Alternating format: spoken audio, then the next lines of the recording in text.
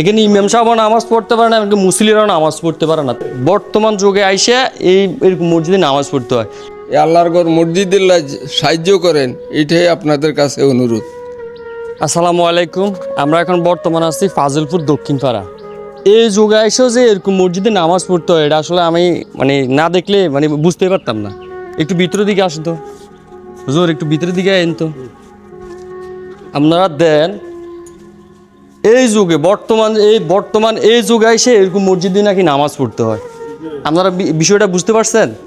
বর্তমান যুগে আইসে এরকম মসজিদে নামাজ পড়তে হয়।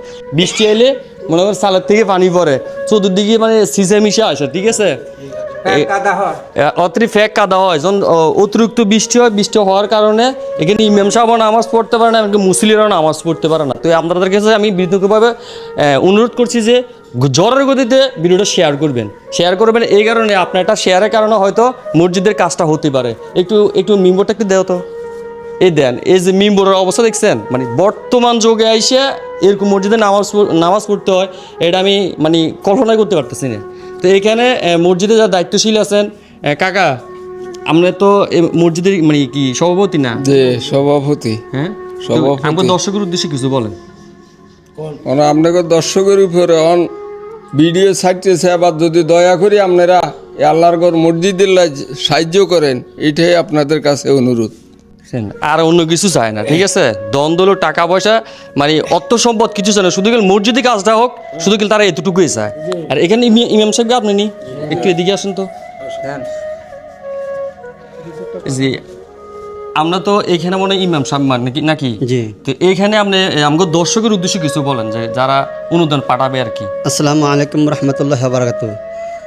সম্মানিত মুসলমান ভাই বোনেরা, যে যেখান থেকে ভিডিওগুলো দেখছেন, সবার প্রতি আমার আকুল আবেদন থাকবে, এই মসজিদটাকে সহযোগিতা করে আপনারা এই মসজিদের কাজটা যেভাবে সুন্দর করে করা যায়, এভাবে আপনাদের কাছে একটি অনুদান চাচ্ছি, যে যত টাকা পারেন সাধ্য অনুযায়ী এই মসজিদের জন্য আপনারা সহযোগিতা করবেন, এটি আপনাদের প্রতি আমার আকুল আবেদন।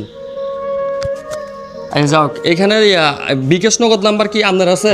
হ্যাঁ, যে আপনার বিকাশ নগদ নাম্বারটা বলেন তো। 013-311-28879, 013-311-28879।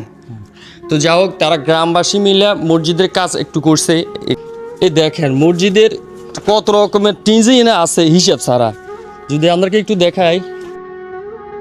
আর তারা গ্রামবাসী মিলি এই মসজিদটা নির্মাণ করছে, ঠিক আছে? হয়তো এদের ফাউন্ড যতটুকু ছিল আর কি, গ্রামবাসী যারা ছিল একটু ভিতরের দিকে, হয়তো গ্রামবাসীর অনুদানে আজকের এই মসজিদটা মোটামুটি প্রায় কমপ্লিট দিকে, কিন্তু কই যে যে টাকা পয়সা যাই ছিল আর কি, ঠিক আছে? ওই টাকা পয়সা দিয়ে তারা এই পর্যন্ত করছে। এখন ছাদ করার মতো তাদের কাছে টাকা পয়সা নাই, ঠিক আছে? এখন আমরা দেশে কিংবা দেশের বাইরে যেখান থেকে ভিডিওটা দেখেন, এমনকি আমরা যদি মুসলমান হয়ে থাকেন, তাহলে অবশ্যই 10 টাকা বাড়েন, 20 টাকা বাড়েন, অথবা ভিডিওটা শেয়ার দিয়ে অন্তপক্ষে পাশে দেখবেন।